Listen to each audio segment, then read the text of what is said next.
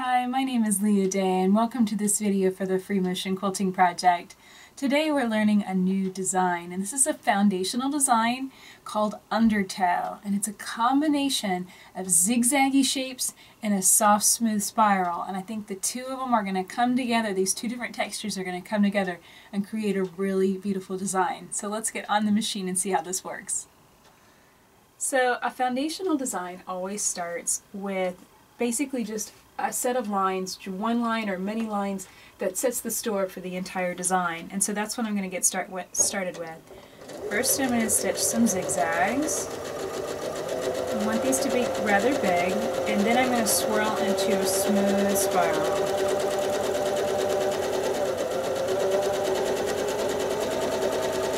Now I'm going to zigzag off over here in this direction. And that looks pretty good to me. It's not a very big foundation, you can see, but let's say I had more space, like if I was stitching this through the hair of Express Your Love, then I would have the chance to do zigzags and spirals and zigzags over and over again throughout the length of it. We're just filling a little square here, so I don't have that much space. This is still going to give me a good idea of what this texture is going to look like. Okay, let's finish up Undertow. And the way to finish it up is to travel stitch a bit along the edge of my quilting space and come up with my echo. This is very, very simple because this is how foundational designs work. You start with that foundation, you fill through your quilting space, and then everything that comes after is just taking that simple foundation and expanding it. And echoing is one of those techniques that is so fundamental to free motion quilting. Yes, it is tricky to learn. It's tricky to be able to keep this equal distance all the time, keep it constant. It's going to take a lot of practice, but once you get it, it's such an amazing thing to be able to do, to be able to keep your lines of quilting perfectly parallel and to be able to stitch designs like this that are going to fill up your quilting space with such amazing texture. So I'm just going to repeat over and over. I'm making sure that my echo stays roughly, through this square, I'm staying roughly about 1/8 of an inch away from the line before it. Now, does that mean that this is the only scale that you can quilt on? Absolutely not. You can absolutely quilt your lines further apart if you wanted to. That would be just fine. But for this little square, I really want this texture to pop and be filled nicely in this little square so I can kind of gauge my texture with it.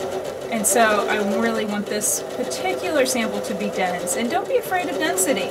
You know, stitching dense like this, it gives you a lot of bang for your buck. You get a lot of practice in a very small space, and that's important. You know, a lot of times I'm hearing from beginners that are like, oh, well, I don't want to waste, you know, fabric, or I don't want to ruin my quilt.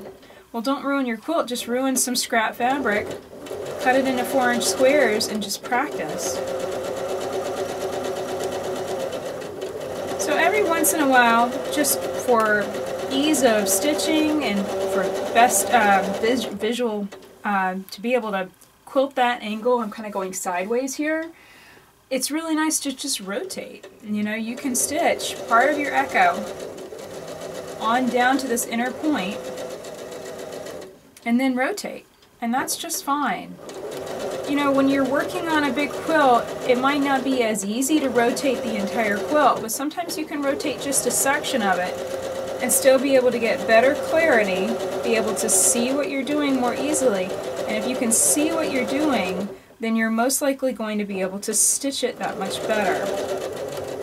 Now, looking at this texture building up on the surface, it's looking very Art Deco to me. I don't know why, but it definitely is. I think it's that combination of curves and zigzaggy lines, those straight lines and sharp angles. I love this effect. It's gorgeous. And the reason I named it Undertow is it's kind of a combination of the spirals from ocean currents and some ziggy-zaggy lines from Jagged Plain. So I figured put the two of them together and you get Undertow. So I'm just going to continue to fill this up, just repeated lines of echo quilting, fill up all the way to this corner, and then I'll pop over here and fill up this side as well. And this is what it looks like whenever you finish Undertow. So that's it for this video. I really hope that you've enjoyed learning this new design. You know, it's a lot of echo quilting, and that is one of those techniques that you just have to sit down and work at. It took me, honestly, about a year of constantly playing with and trying different echoing designs, of just trying to get my lines to stay consistently spaced apart. I unfortunately was really nitpicky, and I kept picking up my seam ripper and ripping out every little mistake that I made. And that, honestly, is probably why it took so much time to learn it. So don't pick up your seam ripper. Grab some 6-inch squares, mark some 4-inch squares inside of it, and just stitch. And accept whatever comes. This is a muscular activity. It's a muscular thing that you're learning how to do. It's not going to be perfect when you first start out, and echo quilting especially is one of those things. It's like, it almost feels like patting your stomach and rubbing your head, or whatever that combination is. It feels kind of like that. It feels very foreign, but once you get more experience with it, I promise it is going to make sense, and it is going to be easy eventually. So just play with it, have fun with it, and pick a beautiful design like this Undertow to play and play and play. So, my name is Leah Day, and this has been a video for the Free Motion Quilting Project. Find hundreds of videos stitching out many beautiful free motion quilting designs at freemotionproject.com. Until next time, let's go quilt.